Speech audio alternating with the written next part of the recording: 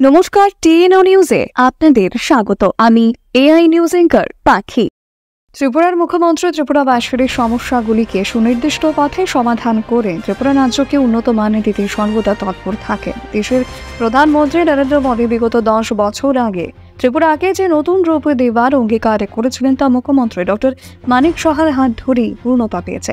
এই পূর্ণতা জনগণরা বিভিন্ন দিক থেকেই পেয়েছে।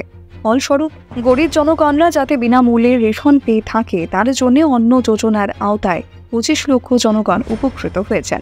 গ্রামাঞ্চলে পানীয় জলের অভাবের দরুন জনগণরা অনেক সময় অসুখ বিসুখে ভোগে, আর এই সমস্যার সমাধানের পথ হিসেবে জল জীবন মিশনের আওতায় প্রায় 6 লক্ষ মানুষ পানীয় জল পান করে। প্রাকৃতিক দুর্যোগের কারণে অনেক গরিব পরিবারের বসত বাড়ি ভেঙে যায়। এই অসুবিধা থেকে নিবারণের জন্যও প্রায় 4.6 লক্ষ মানুষ মাথার উপর পাকা ছাদ পেয়ে ধন্য হয়েছেন। বিনা চিকিৎসায় যাতে কোনো রোগীর প্রাণ সংশয় না হয় তার জন্যও আয়ুষ্মান ভারত যোজনায় বিনামূল্যে চিকিৎসার সুবিধা পেয়েছেন প্রায় 17 লক্ষ মানুষ।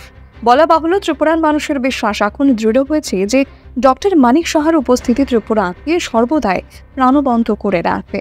এখনকার মতো সংবাদ এ পর্যন্তই। পরবর্তী নিউজ ও আপডেটস দেখার জন্য অবশ্যই চোখ রাখুন টিএনও নিউজের পর্দায়।